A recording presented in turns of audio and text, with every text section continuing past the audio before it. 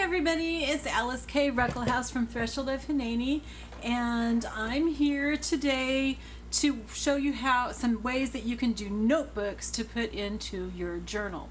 I actually have several different ways that I do this, and so I'm going to do a series of 3 or 4 videos showing you the main categories, and then within that the different ways that I do these. I like to have notebooks in my journals so that people can take them out and take them with them without having to take the whole journal, and it just gives extra writing space. So what I've done is I've chosen 4 journals that I'm working on, and I've printed out paper to make my notebooks. Now you don't have to print out paper. You can use leftover paper that you have. You can use coffee dyed, especially on the inside. Maybe you want to print out something for a cover, and this is just on regular printer paper, computer printer paper. I went and I printed out some of the pages that I'm using in the journal and used the same thing for inside this. A lot of these pages, the watercolored ones, are ones that are from Tina Fey Phillips' Blue Lagoon kit on Etsy, and I'll post a link to that for you. She doesn't know that I'm doing this. I'll let her know, of course, but she's not paying me anything or giving me anything to do it.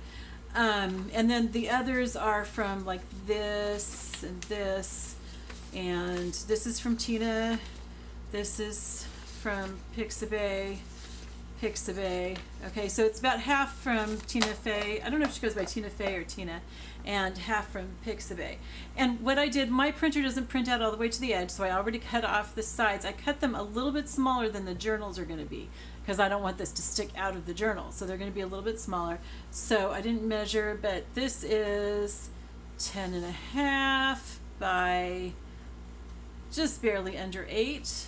Okay, so what I'm going to do first is I'm going to cut these in half. So this was a little bit less than 10.5, so I want to make it a little tiny bit less than 5 1/4, 5 1/4, and so I'm going to cut it right here. I'm cutting these in half. I've already got my pages in order the way that I want them to be. And when I print these out, in this particular case for this journal, I didn't have to worry about anything being too dark to write on or anything, but some pages might be too dark, and so I just fade them out on Google Docs. And so then I'm going to show you with the 4 different journals, I'm going to show you 4 different ways of doing almost the same thing, just slightly different. Now see how these stick up a little bit, so I'm going to trim that. I don't want to have any of that stuff sticking up there. Oh brother, sometimes I just make it worse. There we go. Okay, I'm going to cut off the rest of that. It was too thick for my really old paper cutter to handle, but my scissors can handle it. And I've made the line with my paper cutter, so that's what's important. Okay, so and again, you don't have to have like a cover per se, but I like to. That's just me. I like to do that, and then I like to have printed pages on the inside. But seriously, if I had a bunch of coffee dyed paper, I would probably use coffee dyed paper on the inside, to be honest. But since I don't, I'm not going to. I printed some out. Okay, so this one is actually the hardest one, but it's the one that I like the most, and just in case you don't watch the whole video, I wanted to do it first. So what I do is I have a little bit of extra paper, and I have it, okay, now since I cut that at the top, I have to cut a little bit off. Okay, so I cut it about the same height. It can be a little bit smaller, just not bigger. Okay, and then I'm going to fold it in half, and let's see, how wide is it? It is, this one is about 1 inch and 3/8 or so. Don't measure it. I just eyeball it. Okay, I'm going to fold it in half, and it doesn't have to be exactly in half. And then I'm going to put it around the edge that's going to be bound right there. Okay, this is my favorite way. To me, it just ends up looking neater. Boy, I really didn't get that right, did I? Let me try to fold this a little bit better. It doesn't have to be even on both sides, but it should be, so it's not going to be bigger at the bottom than at the top. Okay, So, and this is going to be so simple, you guys aren't even going to believe it, how simple it is. Okay, so, and I'll make like 10 of these in a sitting, you know, in, I don't know, if I'm doing it without talking, probably half an hour or so, maybe for like 10 of them. If I, well, no, if I just have all the paper printed and I still have to cut and stuff, it's a little bit longer than that. But if I get them all ready to sew, and then I just sit here and sew them, it doesn't take any time at all. Okay, so then what I'm going to do is I'm going to zigzag right along here, right along that edge, and then I'm going to zigzag again inside of that. Okay, so it makes it just really, really nicely bound. I want to get all my pages even on the outside there. Okay, and I'm just going to zigzag along here. Now, I don't think that this would work. Oops, oops, oops. I don't have it on zigzag yet. I don't think that this would work for gluing. I do think that you'll need to sew this if you're going to do this. I suppose you could maybe glue them all at the edge and then glue this on. It'd be a real pain. I don't think I would do that, but I'm going to have some, all the ones in this video are going to be sewn, but I am going to have some in some later videos that don't need to be sewn. They can be stapled, actually, and then we'll cover the staples and just use fabric and glue. So stay tuned. I do notebooks of all different sizes in my junk journals. So I usually have 1, 2, maybe 3 that are this size, kind of depending on the recipient. This way, you know, they can take these out. See how nicely this is bound? I mean, it looks nice, it feels nice, it's easy to open up and write in and everything. You know, you can fold your pages back really nicely and everything. You can make this a little bit smaller if you want. Sometimes I make it like about half this size and I just do the one layer of the zigzag, but you do want to make sure that your zigzag goes slightly over the edge, just slightly, okay, so that it will, so you don't end up with that paper sticking out there and catching on it and everything. Just makes a really nice notebook. So this can just slip into the junk journal, or it can go into a belly band or a text spot if you've got one that's the right size and everything. I usually put these throughout my journals. I think I have some in here, actually, in my Abraham journal. I just put them throughout, but sometimes I will put them all at the back. These ones are smaller, but that's, you know, here I've only stitched one time on it. Okay, so I've got a bunch of those throughout this. I don't know exactly where they are. And here's some that are stitched on the top. Same diff, same thing. Okay, so sometimes I'll just stick them all in the back. It depends on what all I have in the journal. Okay, so that's one way to do it. That was the hardest way, okay? And did you see how easy that was? Very, very easy. Okay, so, and we're going to do some where we actually do binding, but not in this video. They'll be in a different video. Okay, so then this one is almost as easy. I mean, almost as nice. I think it's just as easy, but it's just, I mean, it's just as nice looking, but it's a little bit harder to do, okay, actually than that other way. I should have said that this one was the hardest. Okay, so I have 10 3/8, so that makes 5 1/8 1.5/8. Is there such a thing? 1.5/8. Okay, and you notice that I took my front page off because I'm going to cut that just a little bit different. Okay, so I'm going to put these together. I don't want to have two pages that are the same together, and the reason I flipped this is so I don't want to have the same order, but also because I printed something different on the back. So if I do it like this and then move this to the back, then every page in here is going to look different, which is kind of cool. Okay, now I did the cover a little bit differently. Okay, I'm still going to do my, how much did I do? 5 1/8 plus a little bit more. I'm going to do that 5 1/8 plus a little bit more. And then I'm going to add about 1/4 of an inch to that. So that makes it 5 3/8 and a little bit more. Okay, and so I'm going to cut that. I'm making sure that I'm getting the side that I'm going to use on the front. Okay, so that's going to be a little bit bigger than this piece, and this piece is going to be smaller than all the rest. So there's two things you could do with that. You can put it on the back, which means that your back piece is going to be a little bit smaller than the others, or you can just stuff it in the middle and nobody will ever know.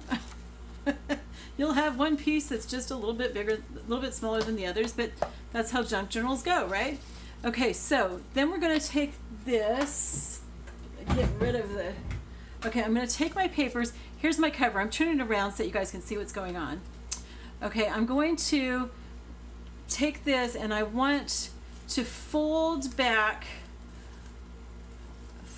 this part that I made a little bit bigger. Okay, I'm folding that back so that it's going to form, instead of putting a separate piece on here, I'm just folding that back a little bit. Okay, so that it's going to cover all this. Okay, and I'm gonna zigzag it just like I did the other one. Okay, and sometimes it's actually easier. I probably should have done it a little bit more than 1/4 of an inch because I forgot about the thickness of it. So I would say go for maybe 3/8 of an inch extra, and that would probably be just about right. But 1/4 is going to be fine. It's just that I've got to really watch it and I've got to hold it in place a little bit better. Okay.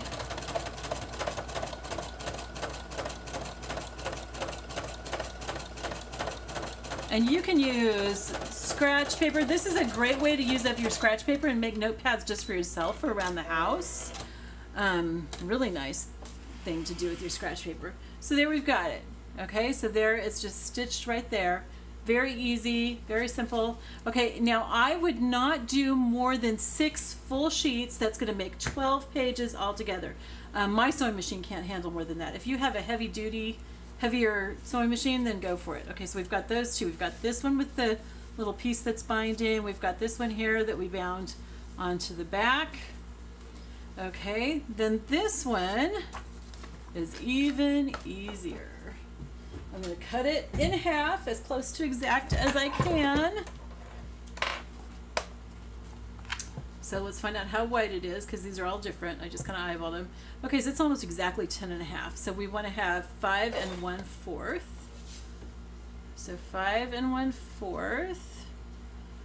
Okay, cutting it down and switching these around and moving this piece to the back.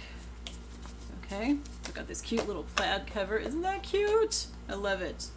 Love it, love it, love it. Okay, so I've got that. It's all ready. And here's what I do.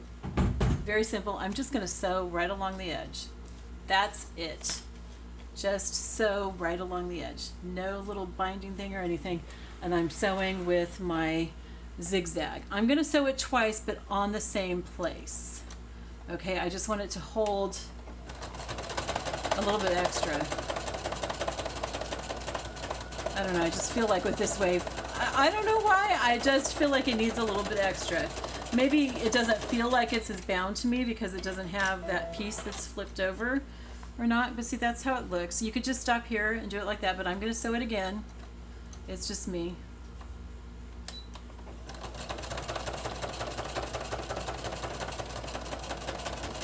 Okay.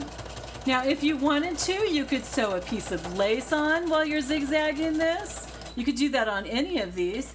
Instead of sewing paper around this, you could sew a piece of fabric. And if you're hearing crashes, you guys, that's because we're getting some thunder. We're going to have a nice storm. I'm in East Tennessee, and that's what we're famous for. Okay, so but that's what that looks like. Really nice. Okay, I do, for some reason, I don't know why, but sometimes it doesn't catch all the pages when I do this way. So I always just kind of flip through and make sure. Okay, so there's a notebook. All right, and then that's it. I just have those 3 ways.